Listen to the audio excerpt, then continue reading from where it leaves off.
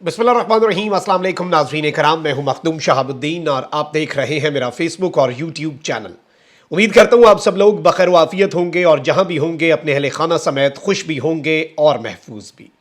नाज़रीन कराम, असद उमर ने ARY पर इंटरव्यू दिया। ये इंटरव्यू असद उमर की रिहाई के बाद उनका पहला इंटरव्यू था। इस सब के अंदर असद उमर ने जो बातें कही, एक जानिब उन बातों को इमरान खान को माइनस करने के हवाले से एक वाज़े इशारे के तौर पर और एक अल्टरनेट प्लान के तौर पर पाकिस्तान तहरीक इंसाफ की सियासत को लेकर चलने में बहुत ज़्यादा इंपॉर्टेंट समझा जा रहा है। असद उमर साहब ने जो बातें की उनका मैं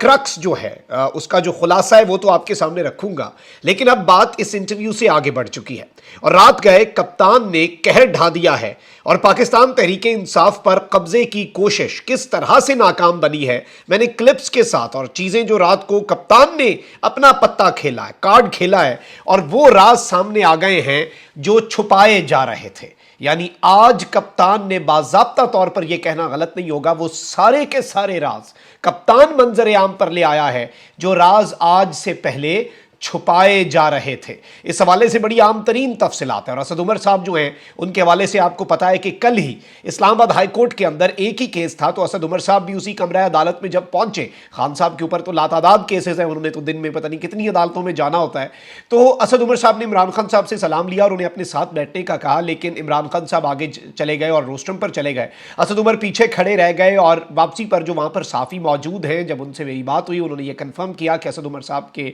चेहरे के तासुरात बदले हुए थे। इमरान खान साहब ने अच्छा खासा इग्नोर किया और मैं आपको यह खबर बहुत पहले दे चुका हूं, PTI के अंदर से यह खबर है कि इमरान खान साहब के लिए ओहदा छोड़ने वाला, पार्टी छोड़ने वाला या इधर उधर की लगी जो चिकनी चौपड़ी बातें हैं उनमें कोई बात लपेट के करने वाला सब बराबर है। इमरान खान साहब के नज़दीक ये नहीं है कि उसने पार्टी नहीं छोड़ी, ओहदा छोड़ा, ये किया, वो अभी भी PTI के अंदर है या नहीं है। ये सारे के सारे लोग जो हैं इमरान खान साहब को पता है, सारी बात है कि कुछ डट गए और कुछ नहीं डटे, तो फिर ये नहीं कि नहीं डटे वाले में कौन कम डटा और कौन बिल्कुल भी नहीं डटा, ये इमरान खान साहब नहीं करना चाह रहे। अब असद उमर साहब जो हैं चूंकि बहुत ज़्यादा डिबेट ऑलरेडी हो रही थी, तो यूँ लगा है कि बिल्कुल मौके पर, और मैंने आपको पहले ही बता दिया कि इमरान खान साहब को ये कम्युनिकेट किया गया है। अपेरेंटली इस हवाले से खबर आई है कि परवेज़ खटक साहब और असद उमर साहब की तरफ से खान साहब को यह कम्युनिकेट किया गया ज़राए के मुताबिक कि इमरान खान साहब आप खुद को माइनस कर लें, आप बस इतना ऐलान कर दें कम अज़ कम कि मैं वजारत उज़्मा का कैंडिडेट नहीं हूँगा और मैं पार्टी जो है उसे उस तरह से आगे लेकर चलता हूँ,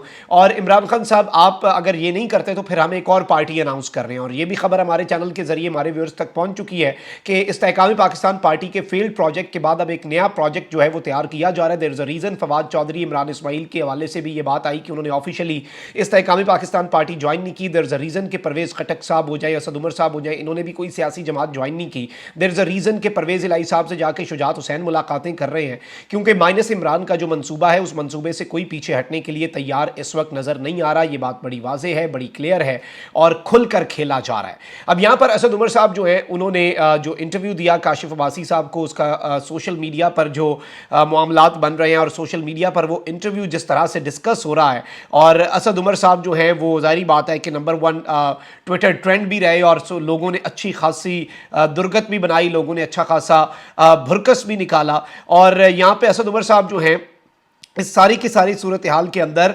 उन्होंने कुछ ऐसी बातें की। असद उमर साहब ने कहा कि मुझे पता है कि मेरी पॉलिटिक्स इमरान खान और तहरीक इंसाफ के अलावा नहीं है, और साथ ही साथ उन्होंने ये भी कहा कि आखिरी बार जब बात हुई थी तो परवेज़ खटक ने मुझे कहा था कि नौशहरा की सीट बल्ले के निशान के बगैर जीतना मुमकिन है। मतलब आप परवेज़ खटक साहब को कितना बड़ा सियासतदान समझ रहे होंगे, वो टॉप के सियासतदान होंगे, पूरा KP वो चला रहे थे PTI की बेस पे, लेकिन अपनी एक सीट जो है अपने घर से वो PTI और बल्ले के निशान के बगैर निकालना नामुमकिन है। इसीलिए बेसिकली इस वक्त माइनस इमरान की बातें हो रही हैं कि इमरान खान वॉलंटरली, इमरान खान साहब खुद से खुद को माइनस कर दें तो हो सकता है वही बात है कि मौले नू मौला ना मारे थे मौला नहीं मरदा, बिल्कुल उसी तर्ज पे कहा जा रहा है कि जी खान साहब खुद अपने आप को सियासत से माइनस कर दें। 1.5 मिनट का क्लिप है असद उमर साहब का, जरा ये सुन लें आप, ताकि फिर जो PTI और इमरान खान का रिस्पॉन्स आया है और अगले पिछले सारे राज खान साहब ने उड़ेल दिए हैं, खान साहब ने पत्ते शो करा दिए हैं, और असद उमर साहब के इस इंटरव्यू का जो करारा जवाब दिया, सिर्फ जवाब नहीं है, ये करारा जवाब है, उस पर भी बात कर लेते हैं। और PTI पर कब्जे की कोशिश किस तरह से रात गए इमरान खान साहब ने नाकाम बनाई, आपको सब समझ आ जाएगा। बल्कि पहले असद उमर साहब का ये क्लिप सुन लें। लेकिन ये फॉर्मूला है आपके जहन में? मैं बता रहा हूं ना कि इसके ऊपर बहुत डिस्कशन हो रही है इस वक्त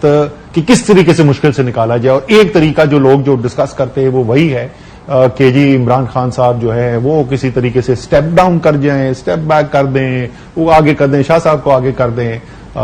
या बल्कि उन्होंने नॉमिनेट तो किया है, आपका भी नाम चल रहा था कि शायद मेरा को बिल्कुल ये बिल्कुल आप क्लियर हो जाए, सवाल ही पैदा नहीं होता कि ये उस सूरत हाल के अंदर मैं वो जिम्मेदारी लेने को तैयार हूं। वैसे भी शाह साहब वाइस चेयरमैन है, क्लियर नंबर 2 है। ये तकरीबन 2 महीने पहले ये सवाल पहली दफा पूछा गया था कि ये खान साहब अगर होंगे, तो मैंने कहा इसमें क्वेश्चन, इसमें इबाम क्या है, वाइस चेयरमैन है, नंबर 2 है शाह महमूद कुरैशी। उसके बाद खान साहब खुद कह चुके हैं, 2 दफा बात कह चुके हैं, तो उसके अंदर तो कोई क्लैरिटी इश्यूज के अंदर, जैसे मैं बता रहा हूं ना, आप सियासी तौर पे अगर आप उसका तज्जिया करके देखें, उसकी अच्छाई बुराई 1 सेकंड के लिए छोड़ दें कि ये होना चाहिए नहीं होना चाहिए, प्रैक्टिकली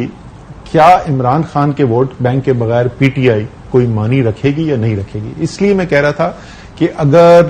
कोई ना कोई तरीकाकार तो निकालना चाहिए ना, तो जो भी मेरे ख्याल में तरीकेकार निकलना चाहिए जिससे पाकिस्तान बेहतरी की तरफ जा सकता है, उसमें इमरान खान साहब को बिठाकर और उनके साथ कोई नेगोशिएशन कह दें या क्या किया जाए, कोई ना कोई तरीका जिसमें उनकी रजामंदी शामिल हो आगे बढ़ने की। मैं सिर्फ -1 की नहीं बात कर रहा, मैं ओवरऑल बात कर रहा हूं कि आगे बढ़ने के लिए मेरी अपनी जाती राय है कि वही बेहतरीन तरीका होगा यहां से निकलने के लिए, और उसके अंदर खान साहब को भी अपनी पोजीशन जो है उसके अंदर मॉडिफिकेशन करने के लिए या 1-2 कोई चीजें छोड़ने के लिए उनको भी तैयार होना चाहिए, और वही तरीका होगा यहां से बाहर निकलने का, उनको तैयार होना चाहिए कुछ छोड़ने। जी नाज़रीन इकराम, आपने ये गुफ्तगू सुनी, इसमें ढके छुपे अल्फाज के अंदर असद उमर साहब ने कहा कि आगे बढ़ने के लिए खान साहब जो हैं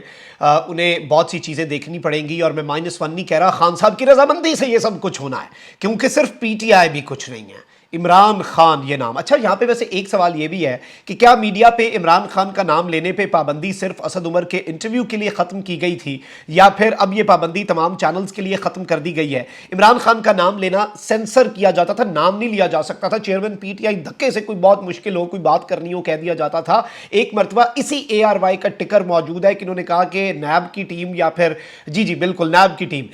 की टीम जो है उसने बुशरा बीबी और उनके शौहर को नोटिस वसूल कराया, मतलब बुशरा बीबी का शौहर मतलब कि इमरान खान, और अब खान साहब चल रही है। और यहां पे एक चीज बड़ी वाज़ेह हो जाती है, यहीं पे शिकस्त का पता चल जाता है कि इमरान खान का नाम लेने के हवाले से असद उमर साहब आए और उन्होंने बहुत मरतबा उन्हें रेफर किया, और इस सब के अंदर ना उन्हें सेंसर किया गया, ना बीप्स लगाई गई, कुछ भी नहीं हुआ। आप यहां से भी समझ जाएं कि ये इंटरव्यू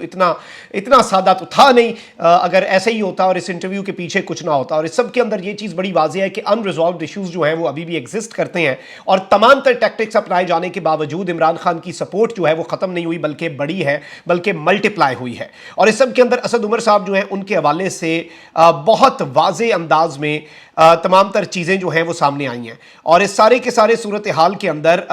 जो एक चीज़ है उसमें असद उमर साहब जो हैं उनके हवाले से ये कहा जा रहा है कि इन्हें फुल मीडिया कवरेज क्यों दी जा रही है, और ये सारी चीज़ें। और इस सब के अंदर रऊफ हसन साहब जो कि पीटीआई के नए तर्जुमान भी हैं, उन्होंने कहा कि it looks like a horrible shame defending the indefensible. If Assad disagreed with the party chairman narrative, he should have shown the character to resign then rather than now when the party is under an orchestrated attack. इन्होंने कहा कि अगर PTI के chairman के साथ मसले थे तो इन्हें करैक्टर दिखाना चाहिए था और इस्तीफा देते। अब यहां पर साबिक सेक्रेटरी जनरल पाकिस्तान तहरीक इंसाफ असद उमर के काशिफ अब्बासी को आज रात दिए गए इंटरव्यू पर पाकिस्तान तहरीक इंसाफ का रद्द-ए-अमल, ये कल रात गए 12 बजने से पहले का है, पाकिस्तान तहरीक इंसाफ की सेंट्रल मीडिया डिपार्टमेंट की तरफ से जारी हुआ। मैं आपको इसके सारे जवाब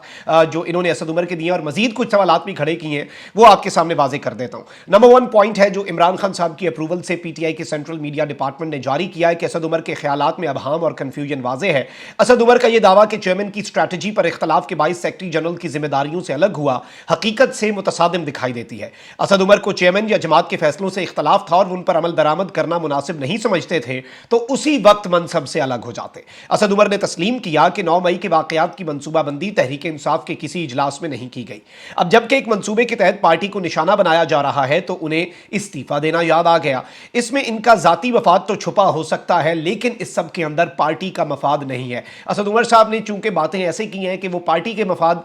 को सामने रखना चाह रहे थे, वो ये पर्सपेक्टिव देना चाह रहे थे, वो ये नैरेटिव बिल्डअप करना चाह रहे थे कि वो पार्टी के मफाद के अंदर बातें कर रहे हैं और वो मुल्क और पार्टी का मफाद चाहते हैं, इमरान खान के साथ लॉयल हैं, तो वो जो एक बारीक वारदात है उसे पीटीआई ने ना सिर्फ पकड़ा है बल्कि उसे बेनकाब भी किया है। इस सब के अंदर कहा गया है कि जी इसमें इनका जाती मफाद तो छुपा हो सकता है लेकिन पार्टी का मफाद नहीं है, पर्सनल इंटरेस्ट है but it is not in the interest of the party. Asad Umar के ख्याल में तहरीक इंसाफ को दीगर सियासी कायदीन से गुफ्तगू के दरवाजे बंद नहीं करने चाहिए। असद उमर बतौर सेक्रेटरी जनरल उन बेशुमार कोशिशों से आगाह हैं जो उन सियासी कुव्वतों से कौमी मामलात पर बातचीत के लिए की गई। असद उमर खुद ये मौक़िफ़ अपनाया करते थे कि जब भी इन जमातों से बातचीत की कोशिश की जाती है ये एनआरओ के हुसूल के अलावा किसी और एजेंडे पर बात नहीं करते। अपनी करप्शन और चोरी की माफी के अलावा इन सियासी जमातों का कोई दूसरा हदफ न पहले था न आज है। और असद उमर साहब खुद ये बातें भी किया करते थे। असद उमर शायद भूल गए कि तहरीक अदम एतमाद के बाद हुकूमत हाथ लगने पर सियासत के लबादे में इन मुजरिमों ने NRO 2 हासिल किया और नैब को लपेट दिया। सुप्रीम कोर्ट की जानिब से मौका दिए जाने पर डील को हतमी शक्ल देने के हवाले से असद उमर के ख्यालात के अंदर भी अबहाम बाजे है। मुज़ाकरात के बेनतीजा खात्मे की वजह तहरीक इंसाफ नहीं बल्कि PDM की जानिब से इंतखाब में शिकस्त का खौफ और उनकी फरार की ख्वाहिश जाहिर थी। तहरीक इंसाफ ने आइन की हुदूद में रहते हुए गैर मामूली लचक का मुजाहरा किया। तहरीक इंसाफ ने मुल्क भर में एक ही रोज इंतखाबात के इनेकाद की हुकूमती ख्वाहिश के पेश नज़र 14 मई की तयशुदा तारीख पर लचक का मुजाहरा किया। तहरीक इंसाफ ने मुज़ाकरात को नतीजा खेज बनाने के लिए नागुज़ीर आइनी तरमीम के लिए ताउन की भी पेशकश की। मुज़ाकरात को वक्त के ज़िया, आइन की खिलाफ वर्जी और सुप्रीम कोर्ट की हुक्म अदूली का जरिया बनाने की हिमायत हरगिज मुमकिन ना थी। चुनाचे असद उमर, अब ये बड़े इंपॉर्टेंट बातें हैं, चुनाचे असद उमर अपने नाकाबिले दिफा फैसले की तौजीहात करें मगर हकाइक से चश्म पोशी से गुरेज करें। असद उमर जमात पर मुश्किल वक्त पड़ने से पहले एक असूली मौक़िफ़ इख्तियार करते हुए अलहदगी का फैसला करते तो शायद उनकी बातों में वजन होता। आज असद उमर साहब के नैरेटिव को, असद उमर साहब के बयानिए को, असद उमर साहब के इस इंटरव्यू को जो एक मैं अपने चैनल के ऊपर, मेरे चैनल पर मेरी सारी वीडियोज़ मौजूद है, पिछले 4 दिन की वीडियोज़ उठाएं, उन्हें दोबारा सुन लें, वही खदशात, वो अब खदशात असद उमर साहब के इंटरव्यू से वाज़े हो गए। और जब मैंने व्लॉग किया कल कि असद उमर साहब जो हैं